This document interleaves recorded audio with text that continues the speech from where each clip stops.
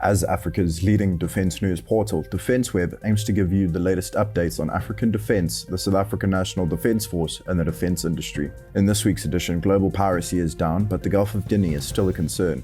Elbit will supply 11 Guarani armored vehicles to Ghana. Nigeria commissions its Falcon Eye maritime domain awareness system. The United States provides Puma APCs to Somalia. A SADC mission evaluates the situation in eSwatini. And Ramaphosa says he won't allow anarchy and mayhem. In SANDF news, Cubans put 11,000 plus SA military vehicles back on the road. Former Secretary for Defence Sam Gulube dies. Defense Ministry releases code of conduct for soldiers deployed to assist police, and reserves are called up to boost civil unrest deployment soldier numbers. In African defense news, global piracy down, Gulf of Guinea still a concern. Incidents of international piracy and armed robbery are at their lowest level in 27 years, according to International Maritime Bureau (IMB) statistics, with the International Chamber of Commerce specialist facility warning risks to seafarers remain, especially off West Africa. IMB's latest global piracy report details 68 worldwide incidents of piracy and armed robbery against ships, the lowest since 1994, down from 98 incidents during the same period last year. In the first 6 months of 2021, IMB's Piracy Reporting Center (PRC) reported 61 vessels boarded, 4 attempted attacks, 2 vessels fired upon, and 1 hijacked. The overall decline in reported incidents has not seen a drop in violence against crews, with 50 kidnapped, 3 taken hostage, the same number threatened, 2 assaulted, 1 injured, and 1 killed in the first half of the year. Welcoming reduced reported incidents, the IMB Piracy Reporting Center continues to caution against complacency. Vessels were boarded in 91% of reported incidents, it points out. The Gulf of Guinea continues to be dangerous for seafarers, with 32% of all reported incidents in the region, according to the IMB. It accounted for all 50 kidnapped crew and the single crew fatality in the first half of 2021. The number of kidnappings recorded in the Gulf of Guinea in the first quarter is the lowest since quarter 2 of 2019, but pirates continue to target all vessel types throughout the region. The IMB warns fishing vessels were hijacked in the Gulf of Guinea and used as motherships to target other merchant vessels. Elbit to supply 11 Guarani armored vehicles to Ghana. Israel's Elbit Systems has signed a contract with Ghana to supply 11 Iveco Guarani 6x6 armored vehicles to the country. The vehicles will be manufactured by Iveco Defense Vehicles in Sete Lagoas, Brazil, and fitted with Remax remotely operated weapon stations, according to Zona Militar. The Remax 4 7.62 and 12.7mm machine guns is manufactured by Brazilian company Ares Aeroespacial e Defesa. The VBTP-MR Guarani was developed by Iveco and the Brazilian Army as part of its Urutu 3 modernization program aimed to replace Brazilian EE-11 Urutu vehicles. A contract was signed in 2009 to co-develop the vehicle. Nigeria commissions Falcon Eye maritime domain awareness system. Nigeria has commissioned the Israeli-designed Falcon Eye maritime domain awareness system to monitor the country's territorial waters and track movements within the broader Gulf of Guinea maritime zone. It was commissioned by Vice President Yemi Osinbajo on the 13th of July at the Nigerian Naval Headquarters in Abuja. He said the Falcon Eye system generates real-time situational awareness of maritime activities off Nigeria's coastline. Falcon Eye is a mass surveillance system that uses a number of radars, electro-optic systems, and cameras operated from a command center. It was designed in Israel but manufactured by United Arab Emirates-based Falcon Technologies. The company also manufactures unmanned aerial vehicles. US provides Puma APCs to Somalia. The United States has handed over 6 Puma M36 Mark 6 armored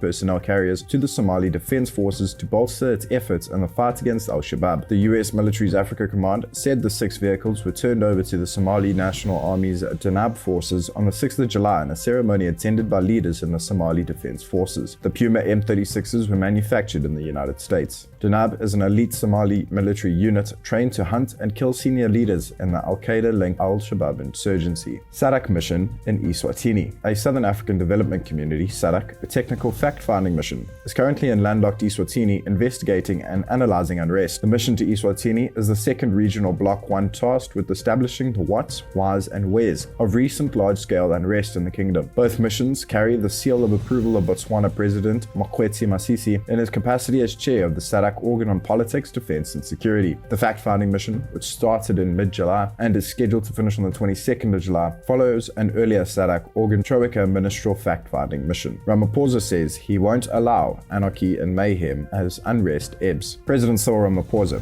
said on the 16th of July that the government would not allow anarchy and mayhem to prevail in South Africa as violence which he suggested had been deliberately provoked KwaZulu-Natal and Gauteng. Ramaphosa made the remarks when he visited eSwatini municipality, which includes the port city Durban, one of the area's worst hits in a week of looting and arson that destroyed hundreds of businesses and killed more than 100 people. 1,400 have been arrested, and the president earlier deployed soldiers to assist police and metro police to restore order. The president said the government was doing everything it could to deal with unrest, which he said had severely dented investor confidence and hit South Africa's economic recovery. He will not allow anarchy and mayhem, Ramaphosa said during his visit. He was accompanied by Police Minister Bheki Cele, his State Security and Defence counterparts Ayanda Hlolo and Nosiviwe Mapisa-Ngakula, as well as KZN Premier Sihle Zikalala and members of his executive. The ministers, premier and MECs have been on the ground in a bid to quell tensions. And in SANDF news, Cubans put 11,000 plus SA military vehicles back on the road and more. What started as an initiative to refurbish military vehicles, particularly SAML trucks, morphed into an almost SA National Defence Force-wide maintenance and repair operation. The response by Defence and Military Veterans Minister Nosiviwe Mapisa-Ngakula to a parliamentary question showed. The Democratic Alliance parliamentarian Nomsa Machesi told Cuban expertise is now used in the SA Air Force, SA Military Health Service, as well as the SA Army. The landward force was the first SANDF component to employ Cuban skills 6 years ago, when mechanics and technicians from the Caribbean islands nation's military arrived in South Africa to refurbish and repair SAML and similar vehicles, apparently because the National Defence Force was charged excessively by local companies for doing the work and there was insufficient in-house capacity. While doing refurbishing and repairs, the Cubans would also mentor and provide mechanic-type training to SA Army technical personnel. The vehicle side of the Cuban involvement has grown to include maintenance and repair, preservation and deactivation of vehicles for all services and divisions, stock taking, organization and management of army warehouses, maintenance and repair of transport aircraft and helicopters for the SA Air Force, as well as maintenance, repair and manufacturing test benches and avionic components for the airborne service, and maintenance and repair of the SA Military Health Service medical equipment. Justifying the Cuban involvement in vehicle repairs, Mapisa-Ngakula said at Army Support Base ASB Western Cape at the beginning of Project Usano, vehicle serviceability was at 35% and present serviceability of vehicles at the Cape Town base is 84%. Machesi's party colleague, Cobus Murray, was told by the minister more than 11,000 vehicles were repaired by Cubans in the 6 years Project Usano has been running. Cost-wise, Mapisa-Ngakula told him just over 9.5 million will be paid to Cuba this year for the contract. This is considerably down on spend of over 274 million in 2018, 252 million last year, and 170 million plus in 2017. The Cuban contingent has, in addition to its numerous taskings across 3 services, also done skills transfer. This, according to the ministerial reply, saw 1,386 SANDF personnel forming part of the project skills transfer component, with 319 of them receiving official qualifications and 483 transferred back to and working at their original units. Former Secretary for Defence Sam Gulube dies. Former Secretary for Defence Dr. Sam Gulube died at the weekend, aged 67, 11 months after he retired. A Department of Defence statement has it Defence and Military Veterans Minister Nosiviwe Mapisa-Ngakula was both shocked and saddened